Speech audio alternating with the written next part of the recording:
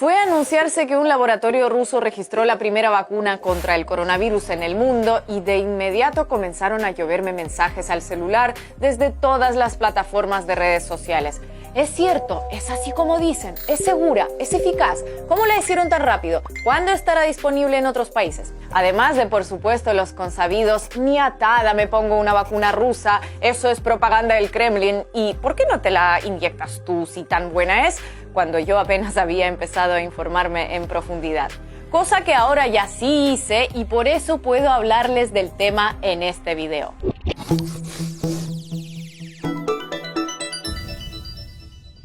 Después de un par de semanas de cierta incertidumbre y expectativa, el laboratorio ruso Gamaleya registró la primera vacuna contra el coronavirus del mundo que llamaron Sputnik en honor al primer satélite soviético.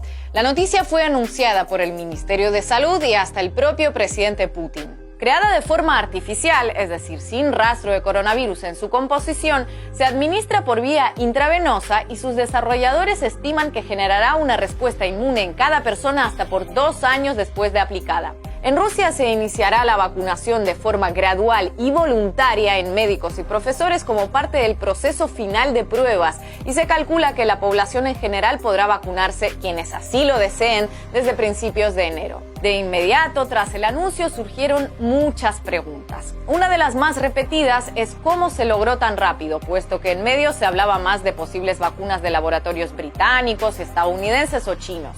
Según explican los desarrolladores de Sputnik, el laboratorio había creado una vacuna contra el ébola en 2016, cuyas características sirvieron de plataforma para la nueva. Además, este año llevaban a cabo las pruebas finales de una vacuna en la que trabajan desde 2017 contra el MERS, una enfermedad respiratoria causada por otro tipo de coronavirus. Así, cuando surge el nuevo coronavirus, el laboratorio ya estaba inmerso en 2 trabajos que, complementados, servían como base para encontrar una inmunización contra el COVID-19 en un lapso relativamente breve. De hecho, en Gamaleya afirman que comenzaron a trabajar en una vacuna contra el nuevo coronavirus incluso algo antes de que la OMS declarara la epidemia como pandemia. También surgieron dudas sobre el registro del compuesto, es decir, sobre el visto bueno oficial de las autoridades sanitarias sin que hubiera completado las 3 fases de prueba que se acostumbran para esos casos, que requieren miles de voluntarios. La legislación rusa contempla una certificación temprana en condiciones estrictamente controladas, justamente en situaciones de pandemia.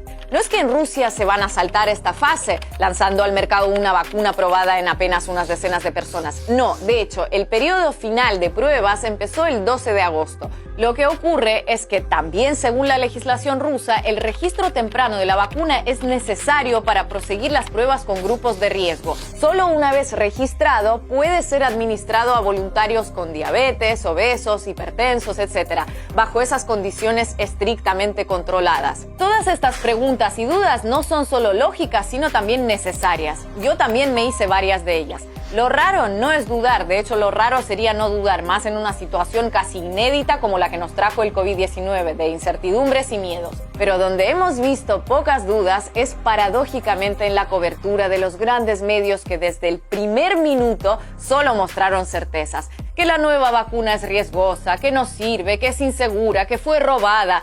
Todo un aire de desconfianza y descrédito que, como veremos, tiene mucha más base geopolítica que científica.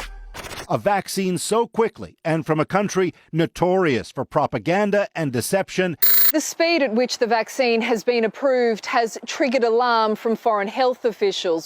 De momento la vacuna se ha saltado la 3ª fase de ensayos masivos. They say they've done phase 1 and phase 2, and they're just going to start injecting people with this, right? ¿Qué riesgos puede implicar el hecho de que se empiece a suministrar esta vacuna si no es del todo segura? Lo que sí se sabe es que Rusia ha presionado fuertemente a sus científicos y que aquí se han dado prácticas muy poco heterodoxas. Y es que hace nada Estados Unidos, Canadá y Reino Unido acusaron a espías vinculados a Moscú de piratear instituciones internacionales para robar la información sobre la vacuna. Who knows what this Russia news is, whether or not it's true or not? Be kind of a big lie. Pero todas esas alertas, escepticismos, advertencias que se hacen en el nombre de la ciencia, los estándares internacionales y hasta pueden parecer sinceros, pierden todo ese aire de pretendida pureza periodística cuando se comparan con las reacciones ante los protocolos y anuncios de vacunas de laboratorios de otros países. Por ejemplo, los mismos medios que alertaron de todas las maneras posibles sobre la llegada de Sputnik cubrieron con un enfoque completamente distinto el anuncio de la producción de millones de dosis de la vacuna elaborada por la Universidad de Oxford y la farmacéutica AstraZeneca, que tampoco ha terminado su tercera fase de pruebas, pero a pesar de eso ya inició su etapa de desarrollo para poder adelantar los tiempos de distribución en caso de que sea aprobada. Al igual que la rusa, no se producirá en masa hasta concluirla satisfactoriamente. ¿Que los rusos aceleran procesos en medio de una pandemia? Juegan con la salud de la gente. ¿Que los laboratorios británicos hacen lo mismo? Eficiencia por el bien de todos. En ese caso, además, ningún gran medio habla de la vacuna de Boris Johnson, como sí se hace en el caso ruso con la vacuna de Putin, como si la hubiera diseñado él personalmente mientras cabalgaba un oso. Estereotipos ridículos que darían risa si no fuera porque vienen de los mismos medios y profesionales que se permiten dar lecciones éticas y periodísticas a los demás. Muchas de las acusaciones contra la vacuna rusa se basan en preconceptos surgidos de la Guerra Fría. Ya desde antes del anuncio oficial se había dicho que hackers rusos habrían intentado robar la fórmula de la vacuna a laboratorios británicos, como preparando el terreno para lo que se venía. Hoy dicen que es insegura, como podrían haber dicho que es robada, o las dos a la vez, da igual, todo vale. Otras acusaciones hablan de la falta de ética en el desarrollo de la vacuna porque sus creadores la probaron en ellos mismos y en otros médicos y militares, una decisión muy criticada por gran parte de los científicos, tanto fuera como dentro de Rusia. Si bien es difícil quitarles la razón a los que piensan así, no es menos cierto que también es una práctica que forma parte de la tradición científica rusa y que en este país se ha empleado de forma reiterada, permitiendo además avances reseñables. Porque bueno, si el caso fuera que los rusos tuvieran tanta experiencia en vacunas como, no sé, por ejemplo, en el cultivo de mangos, tantas sospechas y advertencias serían más que razonables. Pero es así, repasemos algo de historia. Catalina la Grande se prestó voluntaria para aplicarse una vacuna contra la viruela que encargó a un científico inglés allá por 1768. Una vez comprobada su eficacia en sí misma, aprobó una campaña para la población general y, coqueta como toda emperatriz, encargó una moneda conmemorativa con su figura y la inscripción demostró con su propio ejemplo. Mientras tanto, en Francia, Luis XV se negó a seguir el mismo procedimiento y falleció de la enfermedad. Al enterarse, la zarina no pudo reprimir un comentario despectivo sobre el nivel cultural de su infortunado par francés, aunque medalla conmemorativa por su muerte no consta que encargara, eso sí. El médico ruso Vladimir Havkin elaboró las primeras vacunas mundiales contra la peste y el cólera a finales del siglo XIX. Ambas vacunas se las inyectó primero a sí mismo para comprobar y demostrar que eran seguras. La del cólera fue un éxito inmediato y la de la peste redujo su mortalidad 10 veces. Médicos soviéticos la mejoraron recurriendo a la streptomicina y la peste quedó prácticamente erradicada del mundo hacia 1950. A finales de esa década, el médico polaco-estadounidense Albert Sabin elaboró una vacuna de virus vivos contra la polio, pero ante las dudas de Estados Unidos sobre su seguridad y eficacia, el científico entregó las cepas a la URSS, donde los especialistas Anatoly Smorodintsev y Mikhail Chumakov las probaron en ellos mismos, en sus hijos y nietos y en los nietos de amigos. Entre 1959 y 1961, 90 millones de niños y adolescentes fueron vacunados en la Unión Soviética, que se convirtió en el primer país en erradicarla. En 1967, la Asamblea de la Organización Mundial de la Salud aprobó por fin y por estrecho margen un plan definitivo de erradicación mundial de la viruela elaborado por médicos soviéticos casi 10 años antes.